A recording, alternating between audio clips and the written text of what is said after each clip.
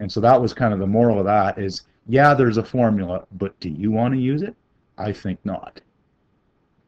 And so what do? Well, we'll use the graphing calculator, and I'm going to get into the solution for the graphing calculator actually, I'll do it right now. I'm just going to pause and get my graphing calculator set up. Okay, here's the graphing calculator, and hopefully I explained in class how to get copy of this program onto your home computer. If you've got at least if you've got a PC, a Windows type computer, you can install this. Desmos calculator, graphing calculator will work just fine as well.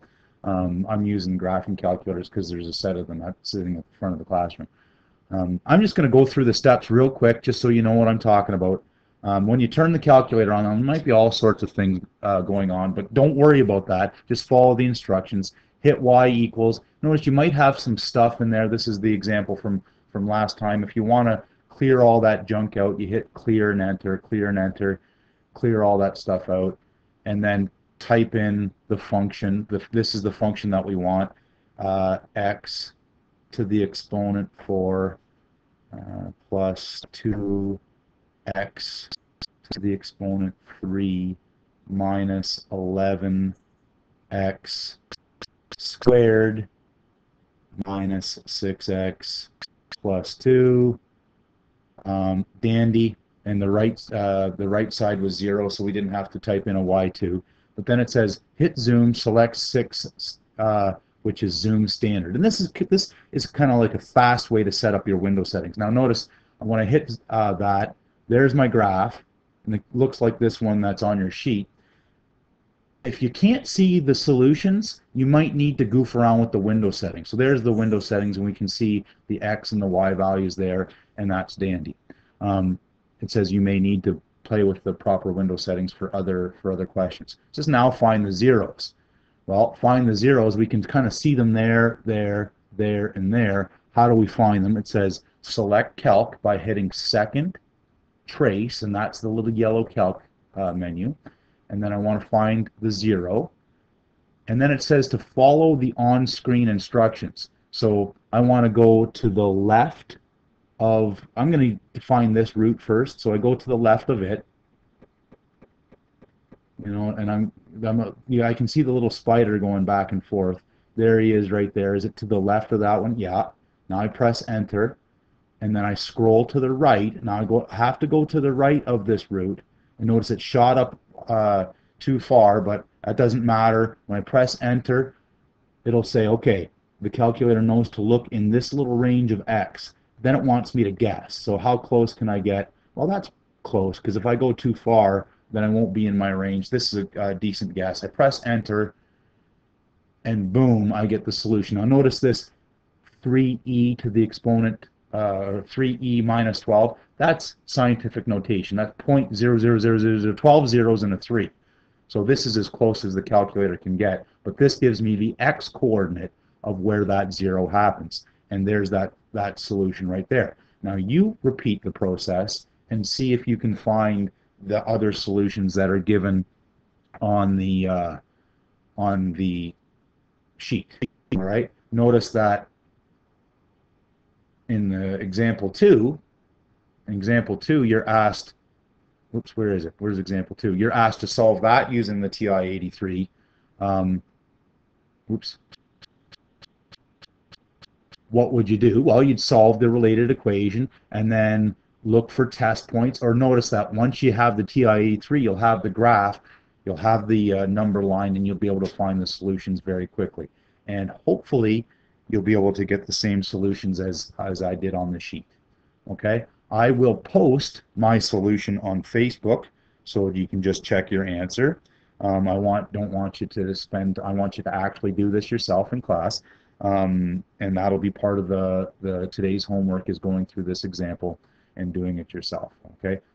There is a part 2 on applications of linear equations, which applications of linear inequalities rather, which we're getting pretty close to the end of the unit here. We only got a couple of bits of business to take care of, and then it'll be review and test time. But that's it for this one. Remind me to post my solutions on Facebook so you can have a look at whether you got the same thing as I did.